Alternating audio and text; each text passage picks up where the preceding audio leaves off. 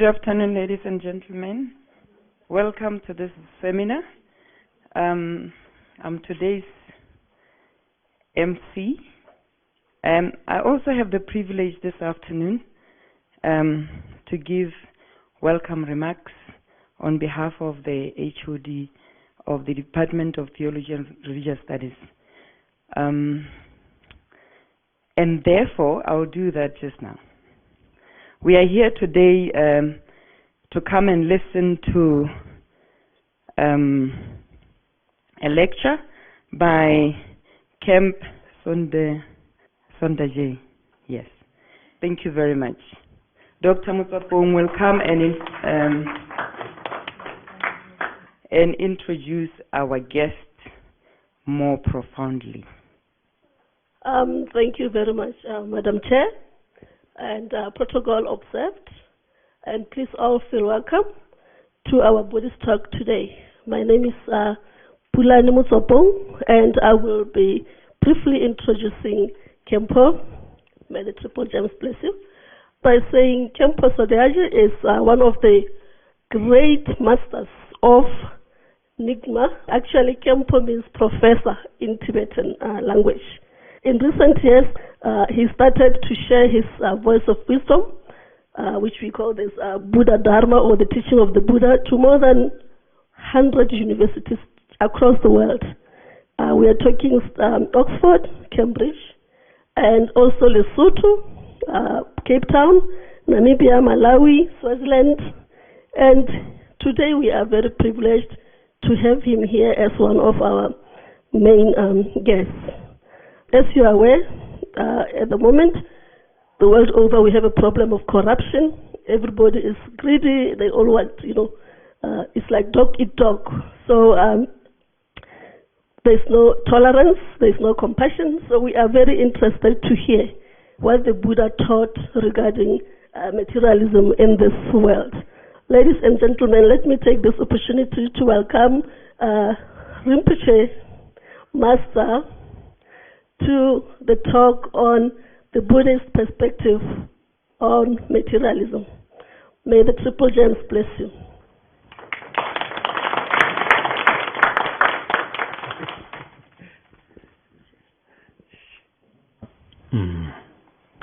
首先很感谢我们这个大学的宗教系的老师请我到这里来讲讲课，因为我以前没有来过波斯瓦纳，只是在不同的一些资料当中也看过，也听到过这里的非常好的一些比较带有孝耕社会，对在非洲来讲是一个就比较特殊的这么一个国家。所以这次呢，因为有这个因缘呢，我第一次来到这里，非常感谢。Well, first of all, I would like to extend my gratitude towards the professor from religious department, and thank you very much for your invitation to invite me to be here and give this teaching. I've heard of the name Botswana years ago, and what really made an influence to me was it's rather an affluent society, an affluent country among all the different countries in Africa. So I do remember this, but I've never been here. So thank you very much for inviting me to be here. 这次我到那个非洲，有15天的时间，今天是最后一天，也是最后一站，也是我讲的最后一节课。I have 15 days on this tour to Africa. In fact, this is my last lecture in my tour and my last day on this tour and really the last class.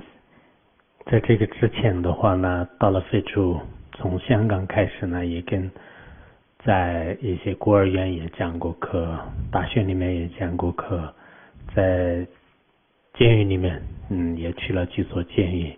还去了一些部落上，就是在非洲这边的一些部落上，跟他们也做一些交流。其实在这边应该说是很放松的，非常包容。Well, the trip all the way started from Hong Kong, and we went to different orphanages, we went to universities, and I gave talks in prisons as well as communicated with people in different villages in Africa. In general, I felt quite relaxed because this is such an inclusive society and inclusiveness that's in the air. 刚才教授所讲的，我感觉这几天我去过的地方，确实贫富差距非常大，所以让我很长时间呢，可能这种心态就很难恢复过来。前一段时间我们去马拉维，确实在那里就很多地方都是没有喝的水，然后学校也上不去，医院里面也没有医院，主要是好多地方都是没有医院，然后看到之后呢，就是特别的这种难受。Well, as the professor was talking about, in fact, as she mentioned that I went to quite a few countries and places in Africa this time, I saw that kind of gap between the wealthy and the poor. Witnessing that, my heart was not at ease. I saw those people in Malawi, they don't have clean water to drink. The children don't have schools to go to. There's barely any hospitals over there, only maybe clinics. Witnessing those, it was really heartbroken for me. 前两天我们去开普敦，还有约翰内斯堡，那个时候呢，就是有些人请我去吃饭，我们在海边吃的应该是非常丰盛。当时我心里呢，一直想到前一段时间马拉维的有些平民的这种生活，可能他们的话一辈子就不要说是真是在一生当中吃一顿这样的饭，甚至可能连看的就不一定能看得到。所以我们虽然是在同一个蓝天下，同一个广阔的大地上，但是在这里面贫富的差距呢，相当大。就是不说我们全世界，光是我们在非洲的几个国家当中的话呢，这是现在非常明显。Well, I've been to Cape Town as well as Johannesburg. I was invited to lunch and dinner over there at a few places, such as Waterfront at Cape Town. The meal that I had over there was like a banquet, because I was thinking of the people from Malawi. Those poor people probably don't even have a chance. They probably won't ever have a chance to enjoy such a meal in their lifetime, and not even that, maybe they won't even have a chance to see it. So although we live under the same sky, we live on the same earth, but that kind of immense gap between the wealth and the poor is unbreachable. Don't even mention about global wise, even within this African continent, that gap is tremendous. 本身现在全世界范围来讲呢，这样的差距跟以往完全不相同的，就是越来越大。我在以前就也看过一些资料，就有一个意大利的经济学家，他曾经也是经过研究之后的话，他提出了一个叫做巴黎20的这种定律。他意思就是说呢，我们全球的80%的这种财富呢，就是掌握在2%的这个手里。这样的话，整个经济呢，就是分配的非常不均匀。Well, globally, this kind of gap is getting wider and wider. I've read reports before. This report was written by an Italian economist, and he stated this principle of 80-20 principle, saying that about 20% of the people has the wealth of the 80% of wealth global wide. 最近可能这样的这种贫富差距呢，就是显得更严重。我去年的时候就看到过一个国际组织，国际慈善组织，也叫做是乐社会。这个乐社会呢，实际上英国啊、美国啊有12个国家，就这样的联合承认的一种慈善机构。这个慈善机构呢，就是不分宗教、不分国家、不分政治和肤色等等，这是一味的帮助我们这个世界的这种穷人。那么他们的这种报告当中显示，说是现在82%的这种财富呢，流向到1%的人的这个手里。Well, in fact, this gap is getting worse. I've read a report from that's studied by Oak Farm. By Oaks Farm, it's a philanthropic organization that is hosted by UK and 12 other countries. The main objective of this organization is to help the poor, despite their country of origin, despite their political background and the color of their skin, and so on. In the report, it is stated that the 82% of the global wealth nowadays is going to the 1% of the global population. 那么全球82%的流向给这样的1%的人，而且50%的人呢，可以说是颗粒不多，就是这样的这种财富。也就是说，大多数的人呢，是经济条件是非常的这种，应该说是这个层次是很低的。那么大多数是得不到，就是上层人的部分的，甚至1/1000的这种关心都得不到。但是呢，他们把所有的经济的命脉呢，就是掌握在极少数的人的手里。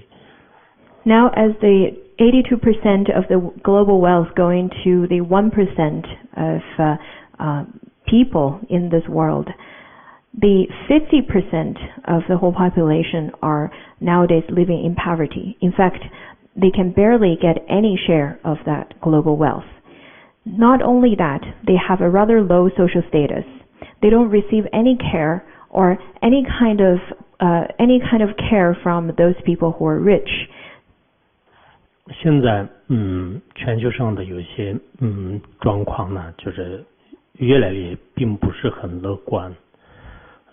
不管是从全球的各个国家也好，各个地区也好，包括在各个一个小的这种地方，他们的话呢，有能力的、有智慧的、有各方面的这样的资源的人呢，就尽量的把所有的这些经济命脉就垄断，然后呢，就是全部资源掌控在自己的这个手里。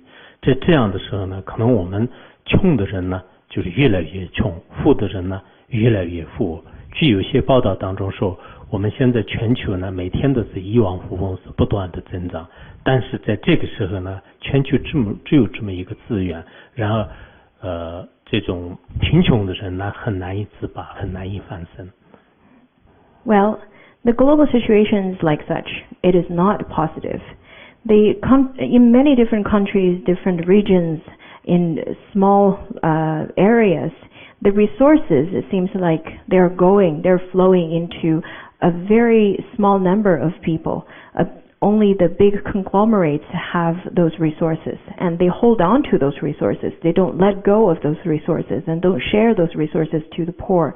And it seems that nowadays the number of poor people are rising, and the number of billionaires are actually rising as well, which shows there are more people who have more resources that they don't let go, so that there are more people who are suffering from poverty.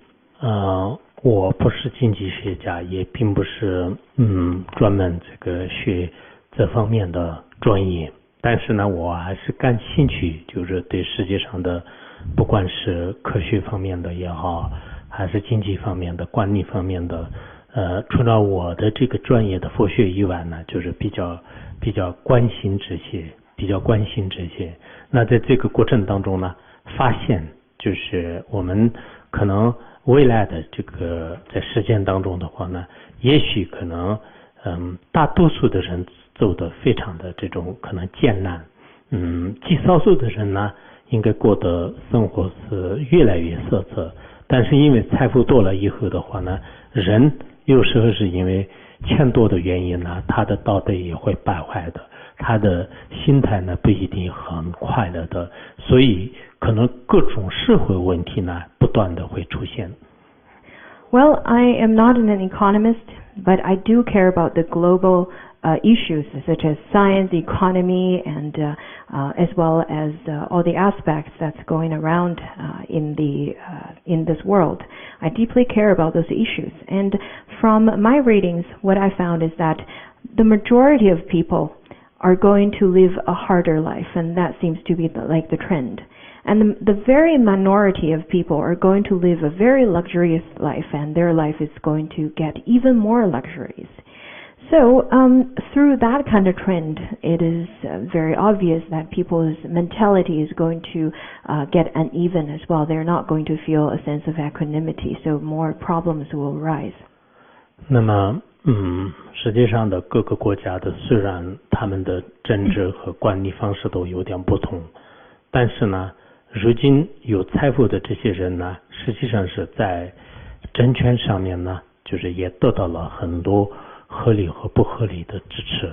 这样一来的话呢，可能就是比较贫穷的人呢，就是心里都有很多的恐惧、不安全感，甚至呢，对有些财富非常多的人呢，有不同的不满的这种情绪。这样以后，将来的这个社会的稳定呢，也是可以说是成一个问题。Well, many countries in this world, they have different politics, they have different management systems, they probably receive different support from other countries and other reasons. Let it be reasonable support or unreasonable, or the kind of support that requires certain kind of payback. But in general, it seems that the poor people in this world are going to have more resentment and more sense of unease towards those of the rich, just because of there's an unfair distribution of wealth. 虽然我们发现，就是现在有财富的这些人呢，也许可能他们有各自的一些勤奋的努力和不断的这种勤劳。就这样的一种因缘，同时的话呢，也许可能他们以前所造的这种善业，自己的福报就是导致的，就今生当中有这样。但这个同时呢，我们也不能看出，就是他们特别这种很狂妄的，就是可能很这种贪得无厌的方式来，就是将所有的很多的资源呢，就是全部掌握在自己的手里，其他的所有竞争对手比较小一点的呢，就是全部让它彻底摧毁。如果稍微大一点的这种，包括有些企业的话呢，他们就是以收购的方式啊，以吞并的方式来，让凡是自己在自己的这个世界当中呢，除了自己以外，都不愿意有这个其他人的成功。所以现在东西方的很多企业和很多财团的话呢，它的这个方式呢，就是我们很多人是非常的这种关注。Well, of course, there are the wealthy people who gained their wealth through their diligence and effort and wisdom. That could be the causes of their wealth. Or maybe their wealth are accumulated because of their past merit that they accumulated, the past merit that they acquired through their past lives, and that's karma in Buddhist terms. But I think nowadays there are, of course, the wealthy who are very greedy and they hold on to the resources that they have. They're trying to eliminate any of the smaller organizations or smaller companies that's competing with them. Just like the big enterprises would try to eliminate those smaller businesses by merging in an acquisition. And they don't even want to share the success with the others. 如果这些世界上的大富翁他们有一种慈悲观，有一种平等观，他们会稍微把自己的手下的这些财富呢分配对穷苦的人，对周围的人，如果他要去分配的话，其实我们实际上的71个人的过的生活呢，就是应该是可以说是很快乐的，应该是足够的。地球给我们给予的资源呢，就是完全是足够的。Well, if the wealthy people around the world could have a mind of compassion, a mind of equanimity, and willing to share the kind of resources that they have to the poor, to the low status, and then I think the 7 billion people living around the world, living in this planet, would enjoy a rather happy and sufficient life because this earth provides us with sufficient supplies. 可是他们很多富贵的人呢，除了他自己和自己的亲朋好友以外的话呢，他基本上是可能不太会管。有个别的人呢，他以为了可能各种原因吧，就是做一些慈善啦，就是建一些医院啦，建一些这个福利的这种学校啊等等。但是这个是实际上他的整个中的这种财务来讲的话呢，就是1/1都没有。所以呢，有时候我看到这些富翁的时候呢，也会经常让他们就是讲一些这方面，让他们应该多做一些布施。就像我们基督教也好，佛教也好，都这个善于布施。布施的话，对精神来说都非常有利的。我一直是这样，他们就是多做布施。But those wealthy ones, they only probably would share and give to their family members, their friends, their relatives. They don't really care too much about others. Of course, due to different reasons, they would contribute a little to charity, just like hospitals and schools and foundations and so on.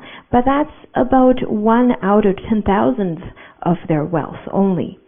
I usually speak to the people around the world and at the different of my speeches, and I mentioned that it's quite important for us to learn, like from the Christians, that we should learn about how to share our wealth with others. 我经常遇到一些非常有钱的一些大老板，一些大富翁，他们有时候给我讲你需要什么事情要做的。其实我是一个出家人，也是生活也非常简单，我没有什么做的，但是我建议他们呢，生命是有限的，你现在掌控的这种财务呢，当你离开世界的时候不是你的了，所以当你拥有这个权利的时候呢，我让他们都分配给有关的人，否则的话呢，你可能在这个社会上呢，就是也是有罪的人。我经常给他们这么讲，但是我后面观察的时候呢，他们几乎都不去考虑这个事情。Well, because this kind of giving would be good not only for this lifetime, but your lifetime after and lifetimes to after. The big wealthy, lots of the big wealthy people would come to me and ask me, what can I do for you? And I would usually reply to them that I am just a simple monk, I don't really need much. However, in order to benefit yourself, I think it's quite important to know that life is very limited. So when you still have the time to make arrangements for your wealth, it's quite important to do so. Otherwise, staying in this world and not distributing your wealth properly, it is also a sin. I often, though, talk to those people very genuinely. However, I barely see them practicing what I suggest. 我还看到一个应该是这个富豪的排行榜的一个资料，他这里说全世界最富裕的8个人。那么全世界最富裕的这些8个人呢，他的财富如果比较的话呢，我们世界上的36个亿的人们呢，他的这个财富完全是相当的。Well, I also read this ranking for the rich people around the world. This 8 richest people in the world has the total number of wealth that is equivalent to the 3.6 billion people in the world.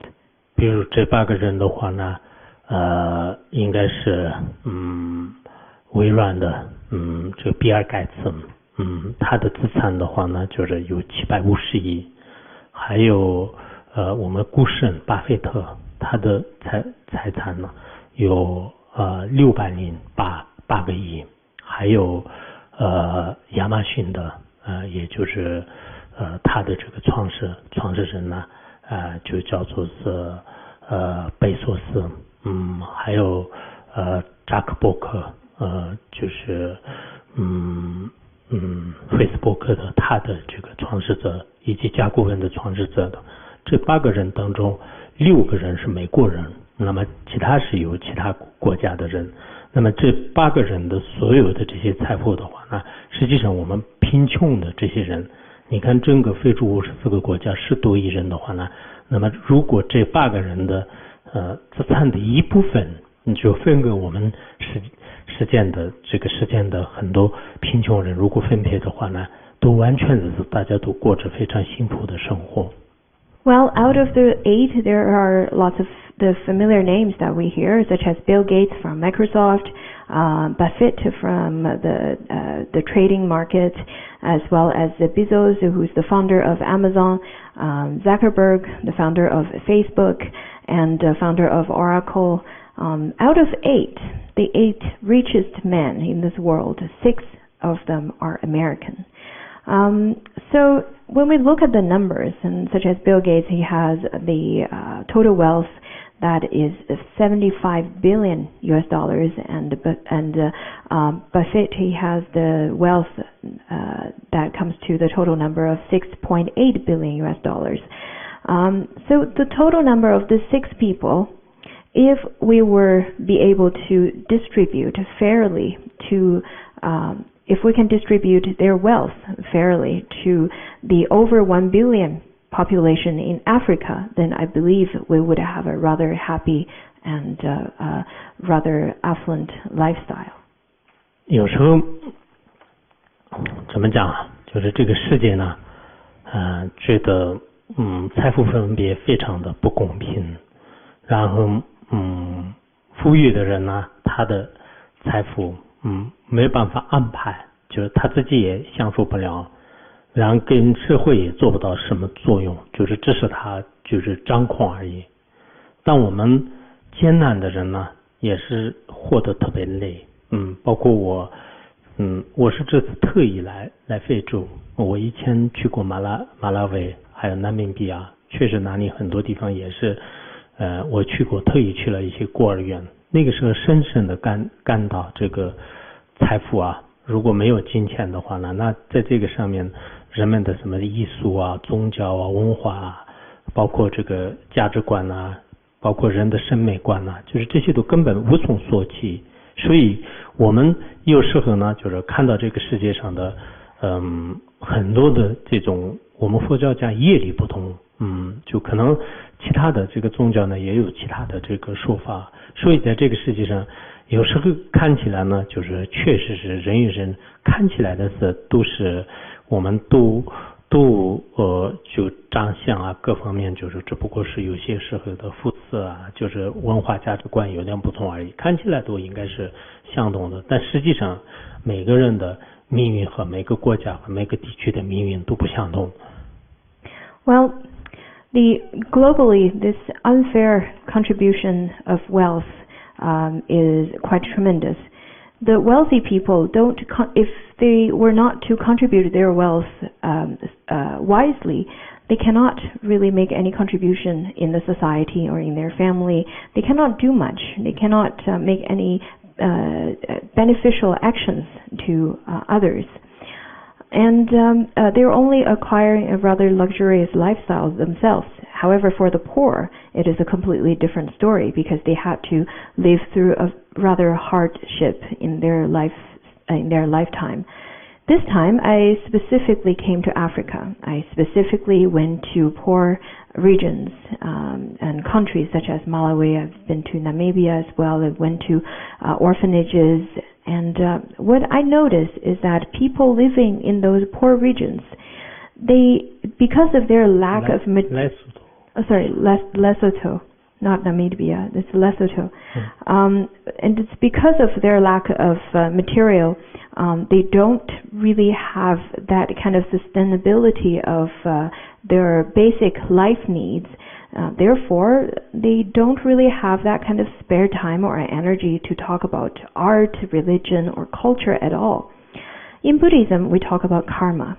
Of course, their lifestyle is part of their karma.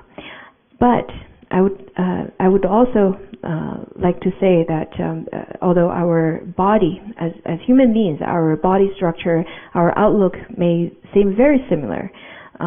Maybe our appearance have very minor differences, different skin colors and so on. But in general, it's very similar. But our lifestyle has such tremendous differences.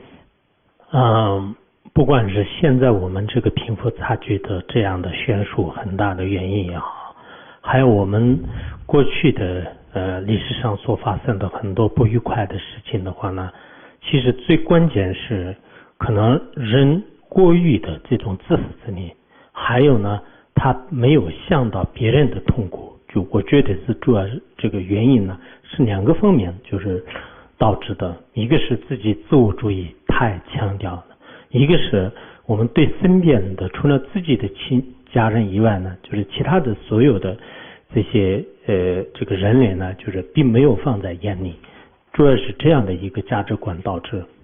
Well, now it doesn't matter if it's now or in the past.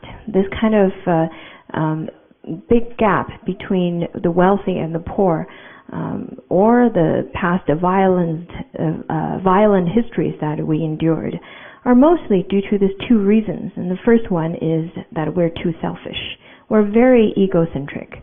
And the second one is that we don't really know other people's suffering. We don't really try to understand or feel other people's suffering. It is due to these two kind of value systems that we had to endure all these kind of sufferings that's happening nowadays. 我喜欢看一些历史书。我们过去的历史，应该说几百年之前的历史呢，虽然没有今天的科技发达，没有现在的这种各个国家有丰富的这种财富和资源，那个时候基本上人们都没有发现。但是呢，那个时候呢，也许可能交通和科技各方面不发达的原因，全世界的各个国家呢，就应该生存是比较合理的生存。自从就应该说第10世纪以来，就700-800年以来的话呢，我们这个西方的很多的思想呢，导致我们人类呢，就是有所败坏。Well, I really enjoy reading history books. I've read history books from that describes the history of 100 years ago. Although at that time there is a lack of science and technology, the lots of the resources has not been discovered, and there is probably a problem of a commute among regions and countries. But it seems that the people living in that era, they were living a rather reasonable lifestyle, very a reasonable way of using resources and using their materials. Maybe it's around 10th century. This kind of Western philosophy started to get propagated, and that's when everything started to degenerate. 西方的科学主义思想呢，表面上看来这个幌子是比较好听的，人们也现在正在全球人都在接触当中。但是比较的话呢，应该是东方的神秘主义，才对人的内心呢，就是应该是有所帮助的。Maybe the kind of Western philosophy that's based on scientific researches and all that sounds very good. However, what really helps people's mind is the kind of philosophy that comes from the East. 西方的科学主义呢，以达尔文的精神为主，然后他们以通过各种方式来让我们心灵存有的所谓的宗教也好，传统文化的概念全部抹杀，然后一味的人们的目光呢，就是专注在物质财富上面。And everything starts or centers around Darwin's spirit or Darwin's philosophy. this kind of philosophy from the West really diminish the impact and effort and the kind of teachings from religion. 这样的这种精神和价值观的原因呢，正跟我们东西方全世界的人类和平呢，应该说是已经到这个非常面临危机的这个时刻，这个是稍微懂历史的人呢，大家都应该明白了。And this kind of spirituality or this kind of even value is really bringing crisis to the global peace. I think for those of you who've studied in history, probably you're very clear about this. 因为我们大多数的人认为呢，只有金钱，只有物质财富呢，才能获得了一个完全的、完美的这种幸福。正因为这样呢，我们会抢夺各种各样的财富，一直到今天。And due to this kind of value system, people tend to think that only material could bring the perfect happiness into their lives, and therefore there are lots of violence and crisis happening between, which brought us to what we have today. 回顾我们的历史的话呢，也许可能有些人并不是特别愿意听。前一段时间我们去开普敦大学的时候呢，他们在2015年的时候呢，当时里面有很多的历史性的一些标志的这个建筑的话呢，就是当时这个学生运动呢，就是他们不愿意思考过去的历史，然后就很多建筑都说是被毁坏了。但是呢，有时候我们可能会通过历史来就是反省，就是人类或者说是对未来呢要进行思考。Well, in terms of the history, I think many people don't really want to hear about it, and they don't want to contemplate about it. In fact, in 2015, the University of Cape Town, the students in University of Cape Town had a protest, and they, at that time, didn't want to see lots of those historical architectures or monuments that marks certain part of the past history. Therefore, they made lots of damages over there.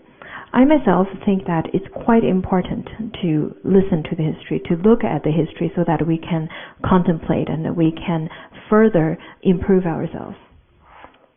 因为我们可能过多的依赖于物质，过多的依赖于物质的这样的一种原因呢，实际上是在我们人类历史上发生的很多血腥的故事呢，也是这几百年以来就是频频的发生，而且这个规模也相当大的。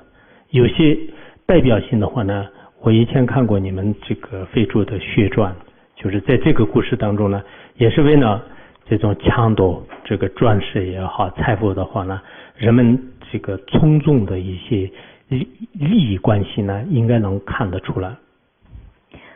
Well, I think it is because of the over-reliance on material that brings violence into our history, and there are many stories that happened because of that over-reliance on material, and therefore history kind of repeats itself. Just like the story, the movie which tells the story on Blood Diamond, where people were fighting over each other violently and were killing each other due to the material wealth.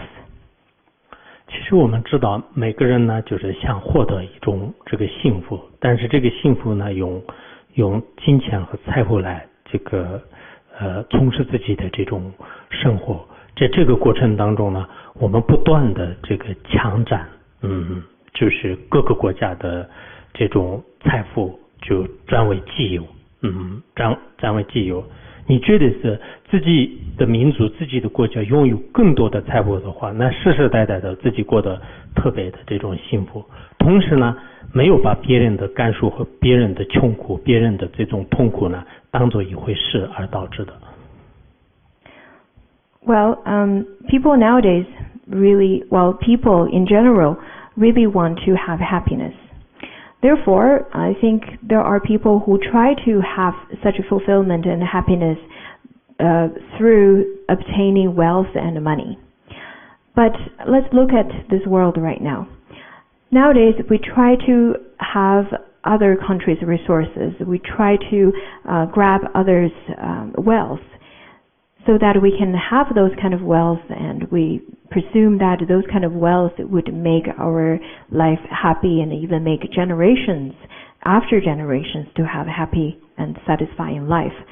However, during doing so, during that kind of action, we never really contemplated how other people would suffer and how other people would live a life that doesn't have sufficient material wealth. 其实不管是哪一个国家的人也好，哪一个民族的话呢，我们在这个地球上呢，只有这个生存权，只有享用权，而不一定有霸占它的这种权利。我们前一段时间在开普敦那个天体那个科学馆呢，就看到，就是我们所在的这种无数的这种星球，动摇和不动摇的星球当中呢，从月球上看到，我们是连一滴水都没有，就是我们的星球是这样的。Well, despite people from different countries or ethnic backgrounds, we only live in this planet, and we have the right to use its resources, but not to have those resources for ourselves. I was at Cape Town's museum, and we were looking at those astrology part of that museum, where we saw planets and stars. And compared to the whole universe or the cosmos, the planet Earth is really tiny. 其他的星球呢，就到目前为止科学没有发现，就是这上面可以有这个动物的存在，人类的存在，就是并没有。唯一的我们这个星球地球上呢，可以我们生存。当我们生存的话呢，人和动物，人当中也是有各个国家，就是东南西北的5大洲的，就是各个国家的人呢，在这里成长，在这里生活，在这里最后离开这个世界。Well, out of all the planets that the scientists discovered, planet Earth is the only one that has life form and water that is suitable for organisms to grow. And the planet Earth is really the only place that has the sufficient support for animals, for human beings, for everyone to live. For everyone to be born, to grow, and to die.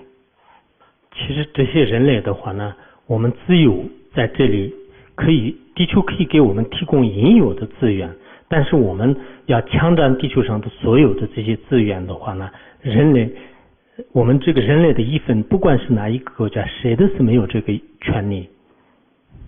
Well, so human beings on this planet Earth, we really just have the right to use the materials that's provided by planet Earth, but no one has the right to have all the material wealth, all the resources. 可是我们很多人没有这种怎么叫同情心的，没有同情心的这些人的话呢，那应该说这几个世纪以来，强占就是人类的资产是非常非常悲伤的事情。我去过，我是爱去各个国家的。到加拿大和美国去的话呢，他们那里的印第安人的人都是被就很多欧美的人呢，就是都迁走，都杀掉。然后到了澳洲和新西兰的时候呢，也是这个原来的原民族呢，就是全部都被杀。到了非洲大陆的时候呢，也是如此。非洲的历史你们都非常清楚。然后到了亚洲的很多地方的话呢，也是人类之间内部的战争和冲突，这样的这种血腥的历史呢，不断的在发生过。Well, I think most of those things happened because of the lack of empathy towards others. Therefore, this kind of fighting and conflicts that happened due to the search for material wealth brings lots of sadness and heartbroken history in the progress of our human history. I've been to many countries. When I went to North America and Canada and the United States, I noticed how the Europeans used to kill all those aboriginals, and then later on they take their land, their resources, and lived over there, same as Australia and same as Africa. So this kind of history is really repeating itself. 所以我到了那里去，就心里有点怎么说，对这些人，对古人吧，对最早的古人我很佩服他们的勤劳和他们的发明，但是中间的一些所谓的西方主义的有些思想的人，他们有一种非常强大的欲望来这个控制很多国家和很多民族的这种行为呢，就是感到悲伤。Therefore, whenever I go and wherever I go, I of course have lots of respect to the ancestors, to the ancient masters and their wisdom. But to maybe around after some kind of development in our history, in the second part of the history, to those people, I myself feel that those people with Western philosophy or with the mind of controlling others and with a mind of greed. I think that part of human history really brings lots of sadness to my heart. 同样的，我们上个世纪当中第一次世界大战就应该当然这个说法是有些不同的。第一次世界大战已经死亡的人数有3000万人左右，3000万人左右，参战的有15个亿。第二次世界大战呢有5500万到6000万人左右。参战的人应该有这个20个亿的人。那么这些人就是当时为什么发动这样？为什么这样？其实是为了，就无非是为了强占一些地方，让自己的负面的愤怒的情绪，而导致了整个人类历史上这么多众生已经就是离开世间。Well, in the past century, during World War I, over 30 million people died. Over 1.5 billion people joined the war. During World War II, over 55 million people to 60 million people died during the World War II, and over 2 billion people were participating in the warfare. Why do they do that? I think the reason is only that they want to acquire more land and more resources, and therefore this kind of negative emotions and this kind of negative mindset brought so much death into this world. 包括我们就历史上所发生的从应该说大概是1451年开始吧，1415年开始在400年当中，就是有很多非洲人啊，就是对买卖，就是在这个过程当中已经发生的总共的人数呢，我看好像是在1978年的时候，联合国教科文组织呢做了一个统计，应该整个非洲当时死亡的人数是2亿1000万人，也有1000多亿人，有不同的说法，但确实是非常明显的一些数字的话呢，就是1亿左右，1亿到2亿的人呢，当时就是离开这个人世，这也是其实当时呢很多人的这种欲望和贪婪就是所导致。Well, of course, there's another part of the history. Back in starting from 1415, and over the next 400 years from then, the African slaves were traded around the world, and the number of deaths that happened during that period of time were recorded by a UNESCO report that published in 1978. It was recorded that over 21 million African slaves died during that time. So those kind of things also happened due to greed and due to lots of those negative afflictions. 我提起这些数字呢，我并不是恨那些人。像那个曼达拉，他从监狱里面出来的时候，他都不恨他的一些折磨他的一些那个狱警啊，就是那么我呢，作为一个佛教的出家人，更不会恨这些。但是我今天要想说明的是什么呢？其实我们回顾我们的历史的时候呢，人类应该是他的欲望所导致，或者他的愚痴所导致，或者说是他的愤怒情绪，我们这叫做是贪嗔痴，就是三毒，以这个而导致在人类这个历史上呢，留下来的很多的不好看的教义。Well, Of course, I'm not stating these numbers to say how angry or how much hatred I have towards a group of people.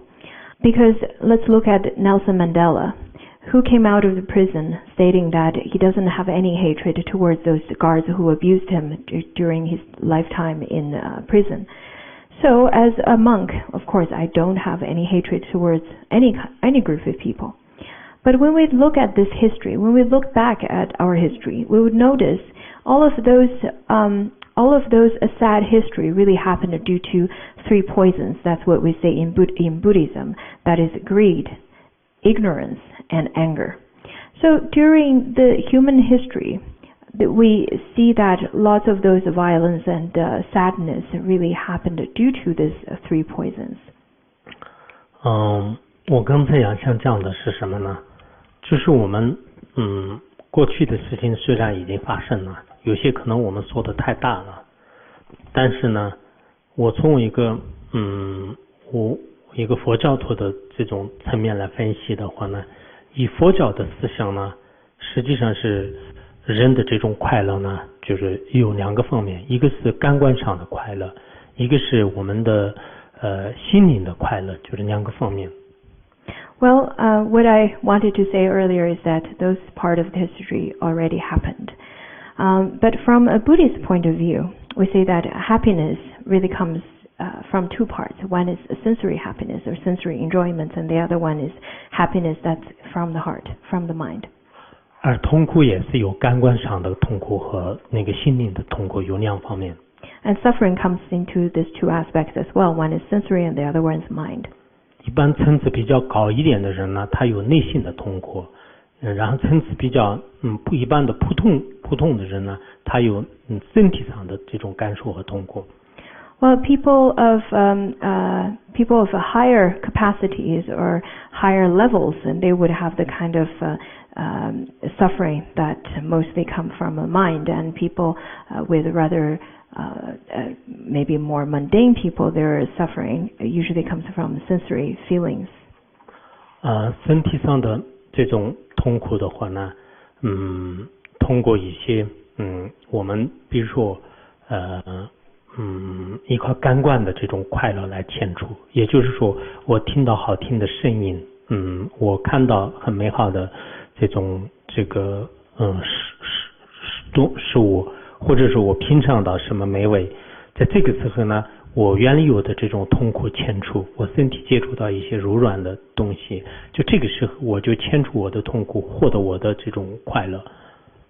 Well, the suffering that mostly comes in our body could be, or comes mostly on our body, could be expelled through sensory pleasures or sensory methods, just like hearing pleasant music, looking at beautiful things, and tasting something delicious, or touching something rather soft and gentle. 而内心当中的快乐呢，我们通过什么这个禅修，或者是通过一种宗教的这种认识这个自己的这种内心世界，通过这种方式来才能感受到他的快乐。Well, the happiness that comes from the mind could be obtained through methods such as meditation or any kind of religious practices. Through those kind of methods, we can obtain a happier mind. 而感官上的痛苦呢，其实跟一些其他的动物也是相同的，包括他的身体用刀割的时候非常痛苦啊，或者说他看到了一些他的不愿意的伙伴的时候，他仅仅这个产生一些愤怒的情绪啊等等，就这个呢，就有些地方是跟我们人类这种感官上的肉体的痛苦呢，跟我们就比较相同。In terms of sensory sufferings or sensory pains, in fact, human and animals are very similar because we don't want to be cut by a knife and we don't want to see any enemies. Whenever we see someone we don't like or we see the enemy, we would feel rather angry. So those kind of feelings in terms of the sensory feelings are very similar to human beings. 意识上的这种痛苦呢，跟动物完全是不相同的。比如说，一个人判死刑，一个动物呢马上要杀，但是判死刑的那个人呢心里有恐惧，他马上要害怕我要马上被杀掉。但是另外那个动物的话，就是它就根本不知道，只有到接触它的身体的时候，它的感官上的痛苦。所以我们人类呢，就是跟动物不同的呢，它的意识上的快乐呢，就已经跟它就有增上一级。In terms of the other type of suffering that it comes from the mind, is that, for example, people then are very much different than animals. So, for example, if a person is sentenced to death, to capital punishment, then at the moment that this person knows that he's going to die, fear naturally arises in his mind.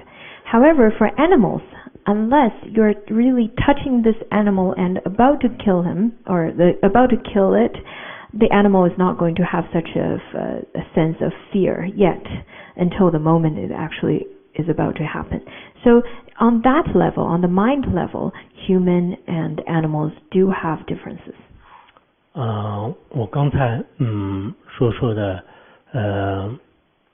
人们只关注感官上的这种快乐，比如说我们通过金钱来获得快乐，那么这种想法呢，实际上是跟动物的有些说实在，也许说的话呢，太过激了。但是如果我们没有能力自身的内心的这种快乐享受，只是依靠一种钱财，依靠一种外在的物质来就是获得快乐，所有的幸福和快乐寄托在这样的外在的物质上呢，那这是跟这个动物世界呢就是没有很大的差别。Well, as I said earlier, if we only try to obtain the kind of sensory pleasure and sensory happiness through wealth, then maybe this is a little too much of an extreme statement, but then human beings and animals are really not that much different. Because if we were only to search for the kind of pleasure and happiness that comes through material things to fulfill our sensory needs and wantings, then in that case, human beings are really not that much different than the animals. 其实动物呢，有时候做一些非常愚痴的事情呢，情有可原的。比如说有些猛兽，它只能吃那个其他一类的动物的肉，除此之外呢，它就没有任何吃的，不吃的话它会饿死的。我们这个人类的话呢，其实它不杀害其他动物，或者是不杀害我们人类的话呢，应该是它有生存的空间。在动物当中的话呢，杀害一类的动物呢比较多的，但是同类的这种动物呢几乎很少的。可是我们人类的话呢，同样的人类同类，但是我们为了抢夺资源的话呢，我们杀害了就是同类的，就是无数的人，同时呢，连自己的亲朋好友都是为了这种财富而造杀的现象呢，就是非常不完美。The animals, sometimes their conduct, their actions are rather ignorant. Their needs are very much basic as well, such as some of the carnivores, they would only kill other animals to eat meat so that they can continue to live. But they wouldn't really eat the animals of their own kinds. They wouldn't eat the others of their own kinds. But in terms of human beings, we probably don't kill others and eat others, but in a different way of looking at it, in order to obtain other people's wealth, in order to obtain the kind of material needs for ourselves, we do kill others. We do kill our own kind. 我们佛教的这种财务观的话呢，实际上是它不会多于这个非常富裕的这种色化的边，也不会多于特别贫穷的边，因为这两个边呢，对我们的正常的生活是有影响的。Well, from a Buddhist point of view, on wealth, on materialistic needs, we don't really take any extremes. We don't take the extreme of being extremely poor or extremely wealthy, because they could both bring problems. 佛教对所有的财富呢，并没有对它不好的看法，但关键我们对它过于的这种贪欲的话呢，那么这个对自己来讲是一种很大的祸害。In fact, Buddhism doesn't have a negative view over wealth, over money, but what really brings destructive results is the greed. 有些人认为这个佛教呢，就是应该过一个苦行的生活，其实并不是这样的。佛教的毗赖耶经当中呢，如果你自己没有贪欲，没有这种特别大的这种轻作和痛苦的话呢，你坐在非常好的房间，穿着特别好的衣服，然后享用就是美味佳肴的话呢，都不会成罪业的。Many people probably consider that a Buddhist should lead a rather humble lifestyle and sometimes a very poor lifestyle. In fact, according to the Vinaya Sutra, it's stated that as long as the Buddhists do not try to strive for wealth, if the wealth comes due to the meritorious past karmas, then enjoying those material wealth is fine. 因为如果我们太贫穷的话呢，就是身心疲倦啊、苦劳啊、饥饿啊，就没办法就是正常生活。如果我们太富裕的话呢，我们占有就很多不合理的这种财富，并且自己呢就欲望越来越大，很多道德行为呢不如法，这样之后自己也会堕入一个边。所以我们是赞叹，就是佛教的观点呢是赞叹中道。其实这个跟很多的基督教的有些这个财富观呢也是比较相同的。Well, so in that sense, in Buddhism, we don't really promote the kind of lifestyle in poverty because that could bring unnecessary tiredness, unnecessary hardship in your life. But we also don't promote the kind of lifestyle that have overly abundant wealth or accumulation of wealth, because in such a way it's not really good for action, it's not good for practice. In Buddhism, we talk about the middle way, to maintain a rather a balanced lifestyle, and which is quite similar to what is taught in Christianity. 而且佛教呢要求我们拥有的这些财富，呢，他要求自己就分一部分自己享用，然后有一部分呢就是可以保存，就是将来如果出现一些饥荒或者是需要的时候再用，还有一部分呢就是对可怜的这个乞丐也好，就是需要的人这些人分，还有一部分呢就是我们要供养对这个思想境界比较高的这个上层的这些人物，也就是所谓的现在的教育人士等等。所以呢，佛教的这个财富呢，就是在相关的包括就是阿含经啊、涅槃经啊这些经典当中呢，就是有非常好的一种分配。In Buddhism, we talk about the distribution of wealth. In fact, there should be 4 parts of the distribution of your wealth. The first one is, of course, to use it in your daily life. And the second part is to save for the future needs. And the third part is to give to the ones in need. And the fourth one is, the fourth portion should go to people with a high level of spirituality or educators in modern language. So that is promoted and taught in different sutras such as the Nirvana Sutra and Gatha Sutra. 很多人呢就认为是你们佛教是应该苦行的一种宗教，就为什么是不苦行呢？其实个别人是通过苦行的方式来这个修行也有，这是也是佛教开示的。如果你觉得是你财富对你来讲没有什么这个修行有帮助的话呢，你通过苦行的方式来可以修行，这也是开示的。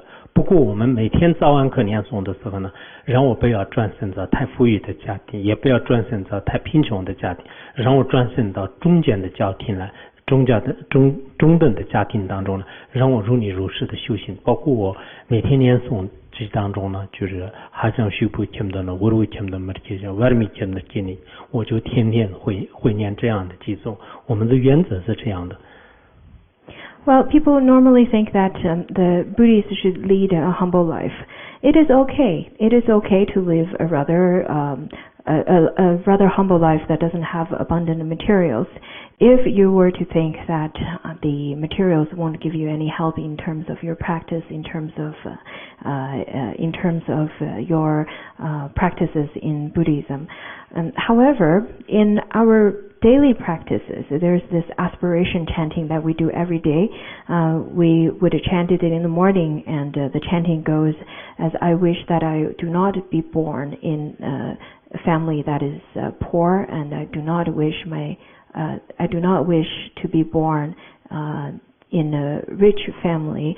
I'd rather wish to be born in a family that has abundant wealth, or is sufficient wealth rather, so that I can have the opportunity to practice according to the Dharma. This is the aspiration prayer that I chant every day. 因此佛教呢，它最注重的是并不是完全是他的幸福建立在财富上。如果建立在财富上的话，这种是非常不稳定的。当你有钱的时候，也许可能快乐，但是有钱呢，就是真正有钱的时候，你又过一会儿就又不快乐了。所以真正的他的幸福呢，建立在内心上。So in Buddhism, it's quite an important aspect. We say that the happiness should not be built up on the foundation of wealth, because wealth is not stable. Maybe at the moment that you don't have wealth, you may feel that wealth could bring you happiness, but at the moment when you do have wealth, you will notice that it doesn't.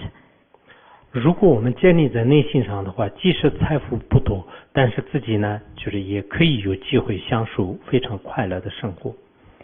So happiness should be built up on a mind, should be built on this kind of mentality. Once you have a happy mind, you will notice that you don't really need that much material. 佛要接近涅槃的时候呢，给他弟子们留下了一种经典，叫做是一教经。这一教经当中呢说，心少于者，心则坦然。无有欲为，知足自然，虽无在无于地上，即为快乐。就是说，如果我们稍有欲望的人，那么这种人的话呢，心就是时时都是非常的坦然，而且呢，他平常没有担忧，没有恐惧感。如果你是一个执着的人，即使是卧在地上的话呢，也许你过得可能是心里很快乐的。那这种境界呢，可能我们有时候也要值得思考。In the teaching of the Buddha, in the Sutra of the Last Bequested, where it states that for people who don't have much desire and much greed, their mind is at ease at all times, and they don't have much fear. And for people who don't have so much greed, they can be lying on the floor and yet still be at content. 如果我们没有这样的自身的一种境界，我们的希望呢，就是完全是依赖于，要么是在金钱上，要么是在伴侣上，要么在什么轿车啊、房屋啊，或者是钞票啊，就是这些的话呢，那么我们可能很难得到这个目标。即使得到的时候呢，又有第二个要求，就是我们的欲望是永远也是填不满的一种糠，所以人们不一定感受到真正的快乐。Well, if we don't have such insights and such kind of realization, then our happiness is really built upon wealth, money, and maybe companionship, maybe luxurious cars, maybe big houses. Well, first of all, the problems that comes with all these kind of materialistic things is that they're very difficult to acquire. And second of all is that once you do have them, then you would have more desires to have more. 其实这样的道理呢，我相信西方的很多学者呢，现在慢慢也已经认识到了。有一个美国的一个历史学家叫大论就是大论，他很多年就是研究这个幸福，后来专门写了一本书叫《幸福史》。最后在他总结的时候呢，他说人类再怎么样这个追求的话呢，其实幸福是真正来讲是得不到的。他就最后说出了这一句话，其实我觉得它并不是所有的幸福都不存在，不是这个意思。依靠物质而得到永恒的幸福呢，确实我们想得到也是得不到的。Well, I think this kind of teachings and this kind of philosophies are nowadays being studied and being understood by the Western scholars as well. There's a historian, he's from the United States, and his name is Daring, and he wrote a book on the basis of his studies, and the title of the book is History of Happiness. Within this book, he concluded that there's no way to obtain happiness. There's no way to obtain perfect happiness. I myself don't think that there's no way to obtain that perfect happiness, but to obtain such happiness is not through the methods of materialistic fulfillments, but rather the mind.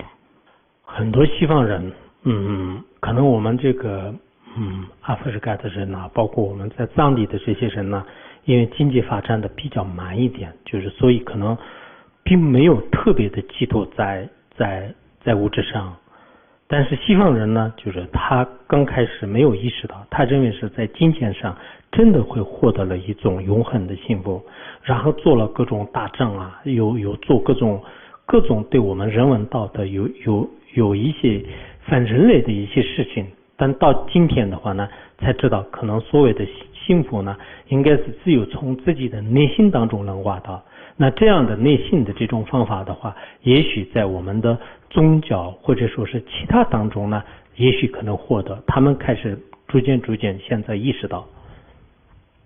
Well, unlike the Westerners, I think Africans as well as Tibetans, because we didn't have abundant materials to start with, therefore we realized that happiness is really not on the based on the foundation of materialistic wealth. But the Westerners are not. The Westerners at the beginning started off their hypothesis by stating that materialistic wealth is the means to bring happiness.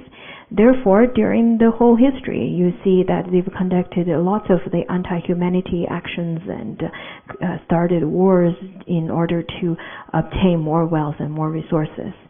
But nowadays, I think more and more people start to realize that happiness really comes from the mind.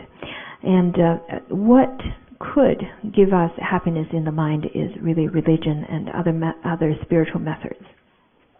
所以我们如果一味的物质才是幸福的根源的话，可能这种思想有一些错误的，像北欧，包括瑞典、瑞士等等很多国家呢，应该是衣食无虞，就是他们的这个医疗也好，社会保险也好，还有这个社会的各方面的这种福利就非常非常好。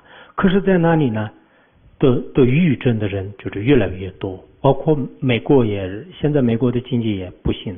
以前美国那个经济就是最好的时候呢，它的经济越来越好的时候，幸福指数越来越下降。所以我们人类呢，有时候应该知道，就是幸福到底在哪里。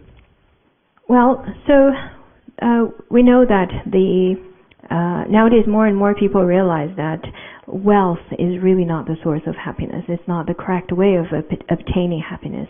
Look at those Nordic countries, such as Sweden and so on. They do have abundant clothing and food, and they have the perfect social security system. Yet the number of people who have depression is increasing. Same as United States. Of course, nowadays United States don't have the good economy that they used to have, but nowadays the number of depression, people with depression is also increasing. So we see that really the wealth is not completely equivalent to happiness. 最后我要讲终结啊，要讲终结的时候呢，像如果我们一方面可能重视这个身体的感官的快乐，但是更重要的我们内心的这种快乐，那么这个是通过一种方法来观自己心的时候，你才会发现，就是原来真正的快乐呢，在于着重也是在自己的这种内心就很重要。So to conclude this speech, I have to make these 2 points. One is that it's important to take care of your sensory pleasure. It's important to have some sensory easiness. But what's more important than that kind of sensory pleasure is the ease at mind. Then you can obtain this happiness, and you can use methods such as looking at your own mind, and then you'll be able to have insights of happiness. 要到达内心的这种真正的满足或者幸福的话呢，我觉得可能需要通过各种不同的宗教。你们这里呢有这个基督教啊，还有这个其他的宗教，还有我们这个佛教啊，通过宗教的方式来认识它的话呢，其实我觉得这是很好的。你们这个系当中呢也是有宗教对比，就是应该每一个宗教都有它认识真相的一种方法和窍诀。那依靠这种窍诀，而且这种窍诀呢是非常理性的，而不是迷信的，应该是理性的智慧的方式来得到的话呢，也许可能我们在物质上或者说科技上，在其他的文化上得不到的一些幸福呢，也许通过宗教的途径来真正是获得的。这个呢就也许可能你们这里听说是一个非常这个1/3的这种钻石都这里，但是你内心的这种快乐自己得到的话，也许获得比多少的钻石呢更加富裕。如果我内心的这种快乐没有得到的话呢，有多少个钻石或者有多少个财宝的话，也许很贫穷的。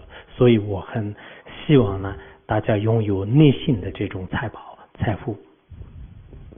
Well, this kind of happiness that you can obtain in your heart, in fact, there are different methods to have it, or to create it, or to discover it, and that is through religious means, just like through the practices of Christianity or Buddhism and so on. And I know that in your university you have the comparative study of religion. I think that's wonderful, because through such study you'll be able to see that there are so many different methods to acquire the truth and to acquire happiness. The only advice I would give you is to use those methods with wisdom and not superstition. So I think that's quite important. Once you have such happiness, you'll be able to know that that kind of spiritual happiness surpasses all kinds of materialistic happiness that you can obtain in this world. I heard that over 1/3 of diamonds are produced in Botswana or discovered in Botswana. I think that's, yes, abundant of wealth. But I think what's even more abundant than that kind of materialistic wealth is to have the happiness. Because it doesn't matter how many diamonds you have, if you're not content and not happy in your heart, you're still rather poor and rather not content. Therefore, I really genuinely wish that everyone over here is a rich person, has abundant contentment of happiness, and you yourself could have the kind of happiness surpass those of people who have many diamonds, and you yourself could have a treasure trove of diamonds within your heart. Thank you.